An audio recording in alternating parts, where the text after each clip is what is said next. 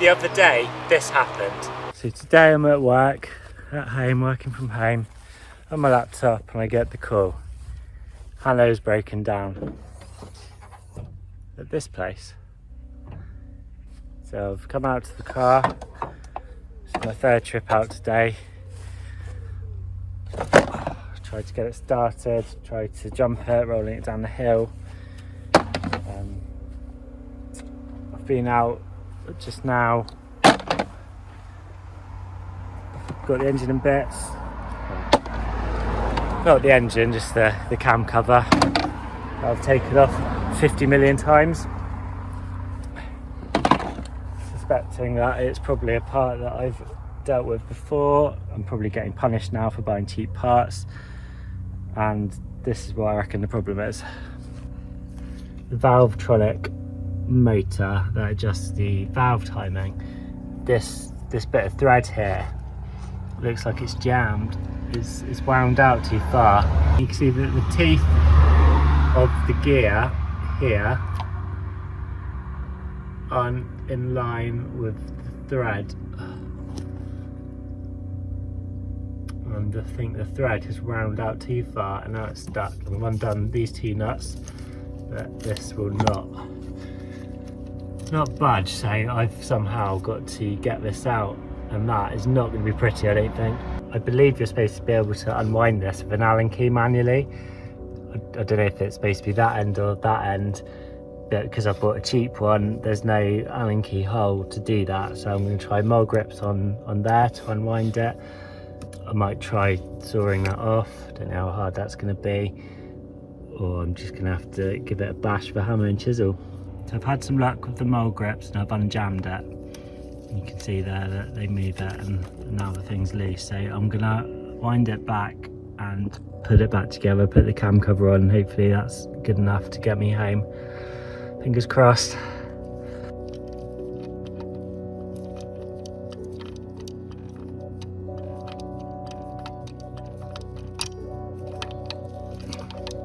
You can see here as I unwind the cog is turning. As the cog turns, hopefully that puts the valves back in a position that will allow me to start the car. I'm going to have to stop filming now because I can't turn it one-handed. If I'm wound it this far, I'm going to put the cam cover back on, put it back together and see what happens. Fortunately I didn't have to take a saw to it. Obviously that would have put a whole load of swarf down into the engine, which would not have been good in the long run. That's as much as I need to put it back together. I don't know if it starts yet, so you're going to find out at the same time I do. Let's do this. Come on, car. Please, please, please. Yes, come on! Mechanic. On the way back now. The car is driving fine. The engine management light's on, which is to be expected, but it's not in limp mode or anything. So that's good. I'm going to have to get a new Valvetronic motor ordered and fitted at the weekend, and hopefully that's the end of the BMW E90 management lights coming on for this summer. Now I've got the car back. It's a couple of days later. I've got a new part. So the reason I think it went wrong, because I replaced this part in the car this time last year when it was going into limp mode and throwing the engine light on. The part I put on at the time did fix it. That was after I'd changed 2 solenoid valves, 2 camshaft sensors and the eccentric shaft sensor, which is under the cam cover. The 4th thing I tried was this. You can tell by now that my method of fixing cars is trial and error. So when I bought one of these last year to fix it, I wasn't 100% sure it was going to cure it. It was just, again, another part to try. So I spent the grand total of £36 on it. A year later it's failed, so possibly I've only got myself to blame for cheaping out on it. This one costs £230, so hopefully that means it's a good quality part. I'm going to fit it and we'll see how it goes.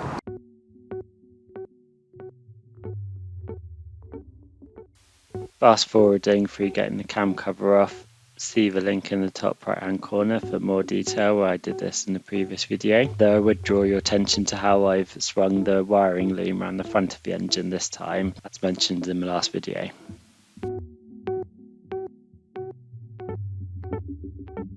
Lowering it down slightly as I take the Valvetronic motor out, which is just two 10mm nuts, as you can see me undoing here, and then the Valvetronic motor will just pull out.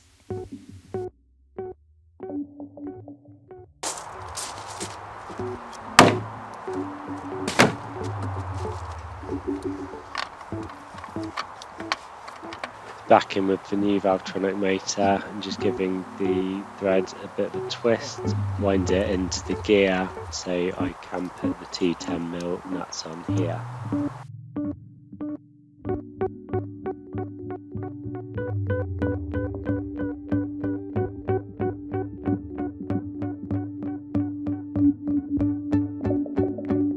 Then it's preparing the top of the cylinder head for the cam cover to come back on again.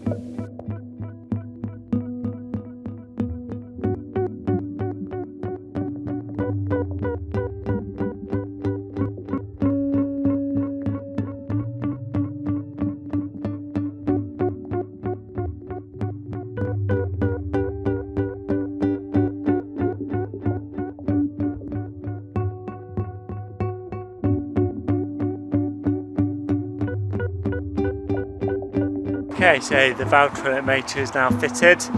I'm not going to start the car now, I'm going to leave it until the morning to give the RTV sealant on the cam cover gasket time to set properly, given the problems we've had with oil leaks. So we'll try it in the morning, and next clip will be morning. Here we go. Okay, so it's the first start since putting the Valvetronic motor in. We're on our way to church. We're going to pray that we have no more problems with the car, right? So, turn the ignition on, and the Valvetronic motor should make some noises as it's going through a learning process. I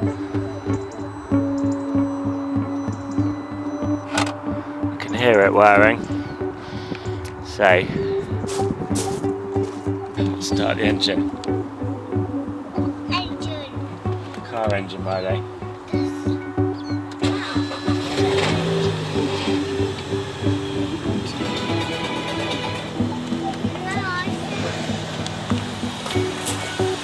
Starts and runs nicely.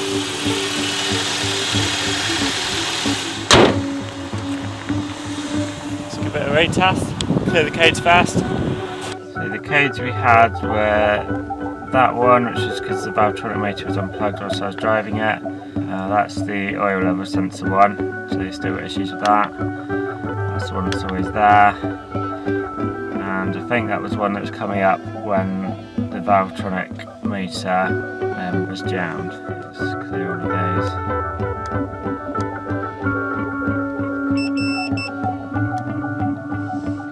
And we'll give it a test. Okay, so we just cleared for trouble codes, having replaced the Valvetronic motor. We noticed that the P1127 code was there for the oil level sensor again. So as you can see, I've gone back under the car, I've got the engine tray off.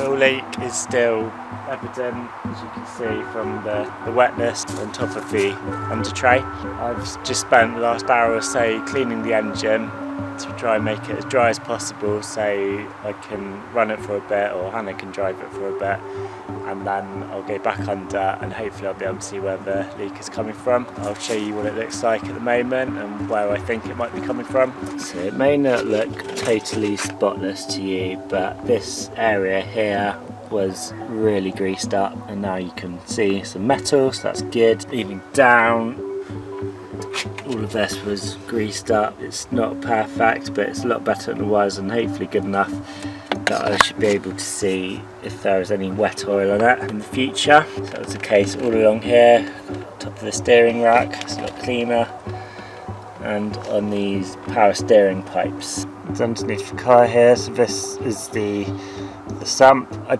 think the sump is a possible candidate for this leak, so it'll be interesting to see what it's like up there in a few weeks. Our old friend, the oil level sensor, this is also a candidate for the leak. Possibly around here. Maybe I didn't fit it properly or grease the seal well enough. When I got under here, this sensor was caked in oil, wet oil, and that might be why the light has come on.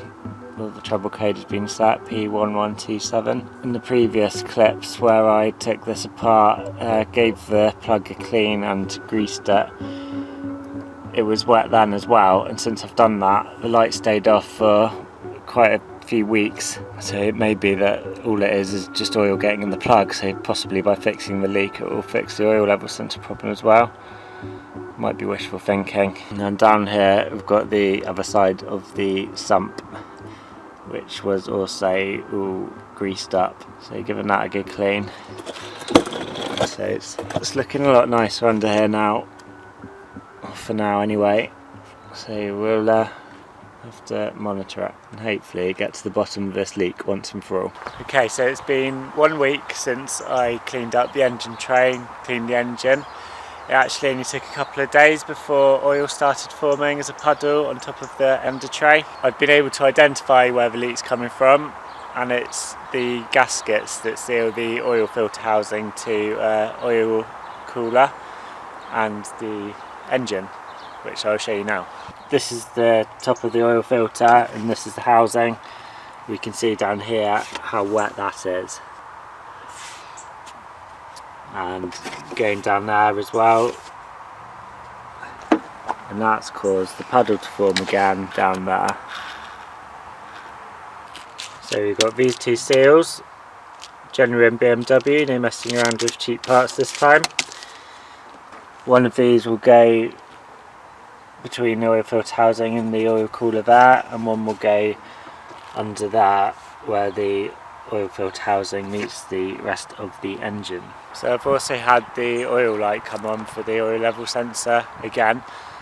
So first I'm going to take the under tray off again and just check that the plug is soaked in oil, because at the moment I'm hoping that is what's triggering the light to come on.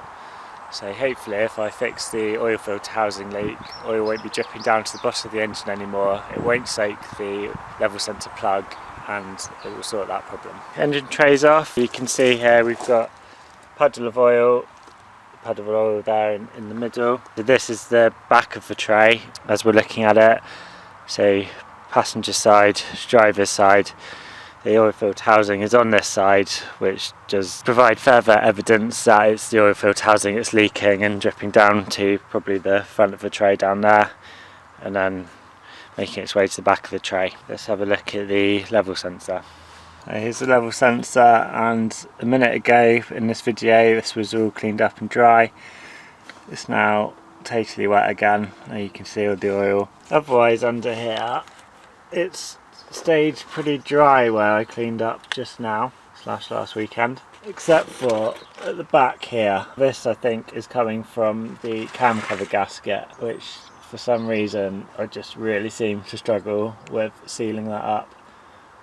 So obviously had that off recently to change the Valvetronic motor, and to put it back on I put RTV sealant all the way around, but clearly there's an issue there. I know there's an issue because the car is smoking as you pull to a stop with oil dripping onto the exhaust, which is the driver's side of the engine, so the other side to where the oil filter housing is. I'm going to have to take the cam cover off and have another go at sealing that. Okay, let's replace the oil filter housing gaskets.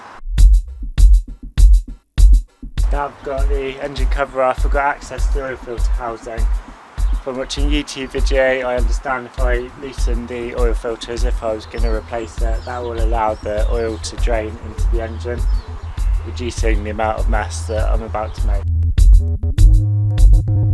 I also understand that you should be able to undo this by hand, which is something I've never been able to do because I tighten it up obviously too tight every time I change the oil filter, but given the number of leaks that I have in this engine, I'm so nervous that I want everything to be sealed properly. Maybe I'm overdoing it in this particular case, but it's just how I've done it. So basically I've got 4 Torx bolts, like this one, in each corner of this oil coolant exchange to undo. See another one down there just about, and then 3 10mm on this side and 2 down there. So not very much to undo, but potentially a bit fiddly to get to these ones, so I think I'll undo the 10 mils first, which will make the oil filter housing movable and hopefully allow me a bit more access to these Torx bolts.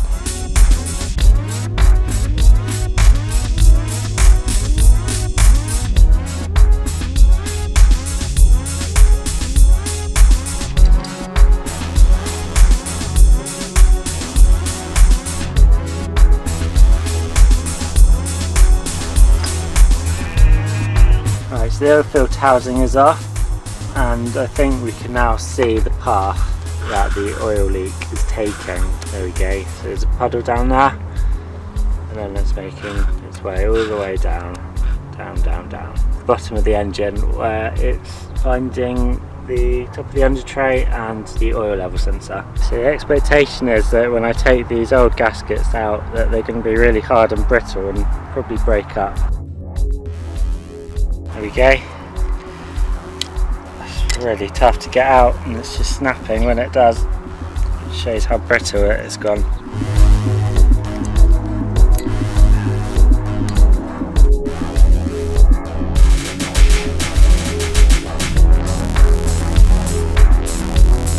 I'm gonna just apply some grease to the new gasket just to make sure it sits nicely in its little slot. It doesn't catch anywhere that might stop it from seating properly, causing any further leaks.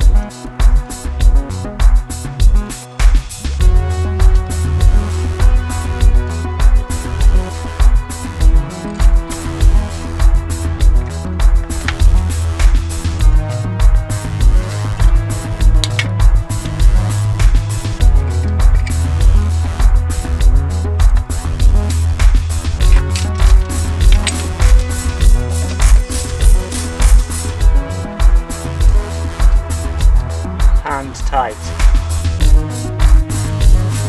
After cleaning the under tray, I put it back on the car. What happened next was that a few days later there was a puddle of oil on top of the under tray.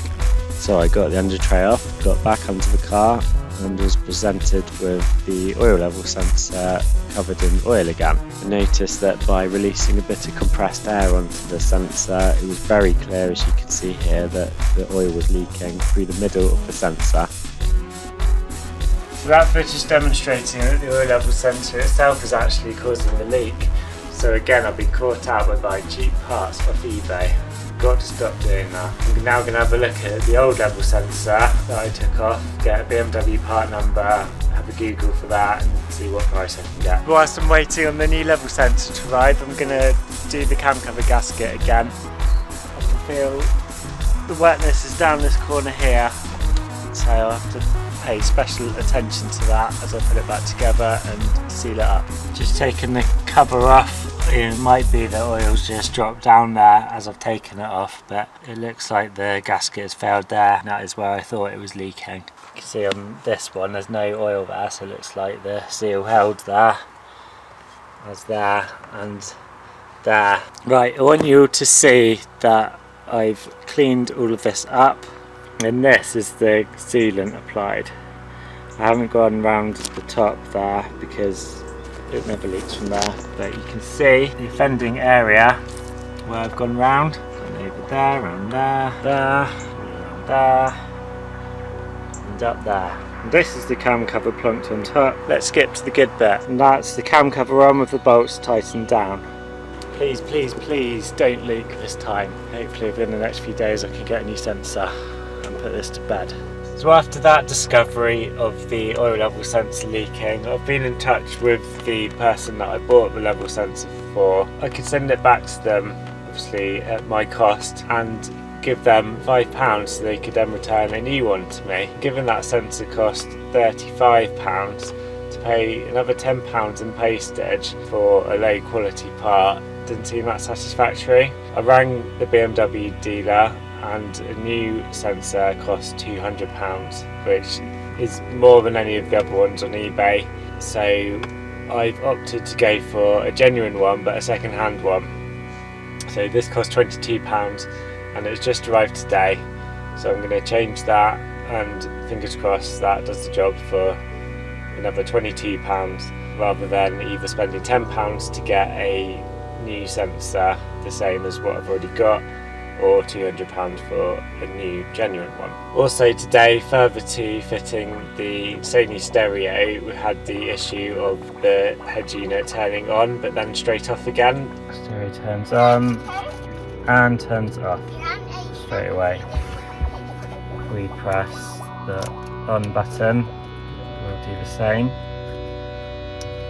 and again, and again. But if we adjust the volume, it should stay on, which is weird. So been in contact with that seller, they've been very good to be fair. So that's gone back today and I'm expecting a refund on that one, and then once I've got that refund I will find a new stereo. So I've already done an oil level sensor in these videos, link in the corner, so not going to show that to you again. Let's cut to oil level sensor being replaced now. Alright, another fail here potentially. We've got the oil filter housing which I changed the gasket on just moments ago. I can see a little bit of wetness down there, so I think it's still leaking. So what am I going to do about that? I'm going to have the oil filter housing off again, and I'm going to put some RTV sealant around the bottom gasket, not the one that joins to the coolant and oil exchange, because it doesn't seem to be leaking from there. Okay, bit of RTV around where the seal's going to sit, fingers crossed. The other place that I noticed that is potentially still leaking, well it is still leaking, you can see it there, since the clean up, is I think this solenoid valve which I replaced last year, and as with everything else that I've done, I haven't put it back in such a way to seal the oil. So I'm going to take that out and see if I can get it to fit any better.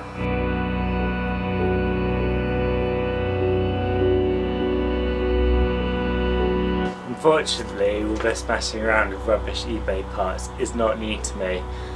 Last year, as I've alluded to in previous comments, I had issues with engine management lights coming on, and I replaced these solenoid valves as part of my trial and error approach to fixing that problem. As I went about replacing parts, some of the parts that I replaced weren't faulty, but what I was replacing those non-faulty parts with were actually faulty, similar to the issues I'm having at the moment with the oil level sensor. The Valvetronic solenoid valves, such as the one I've just taken out, was one such faulty part, and even though I'd actually fixed the original problem last year, which was the Valvetronic motor, I was still getting the engine management light on for that faulty Valvetronic solenoid. But because I'd replaced it with a new part, I assumed that the new part was good, so that caused me a lot of grief last year.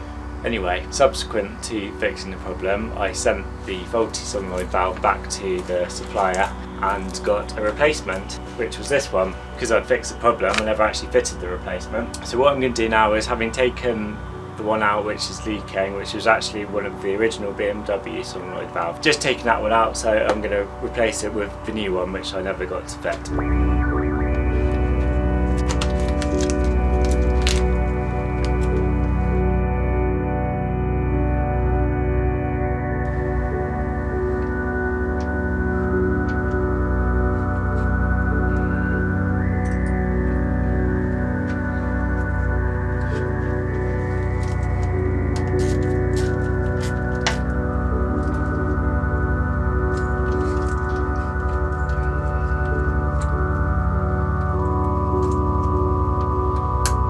Back together again, we've identified 3 areas of potential oil leak and done something on each area.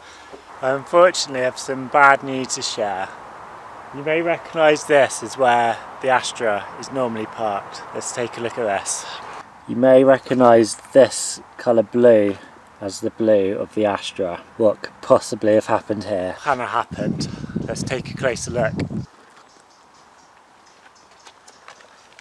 So this is where the blue paint that's now on the fence belongs. That's not too bad. These strips can be painted in isolation. What is bad is this dent here and the cracked paint down here. I'm not sure how much of that's going to need to be repainted. It might just be the arch and lose the line in that groove there, possibly. If not, it's the whole quarter. And the final straw is the scuffed wheels down here and along there. The Astra wouldn't be so bad in isolation. I mean, yes, it would be so bad in isolation because it's my car.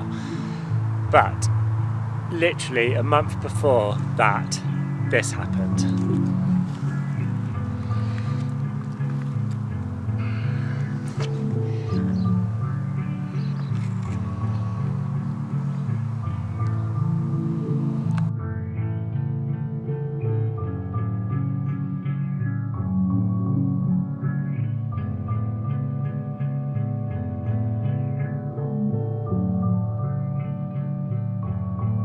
Now that one apparently happened at a petrol station, driving into a white post and then proceeding to drive into it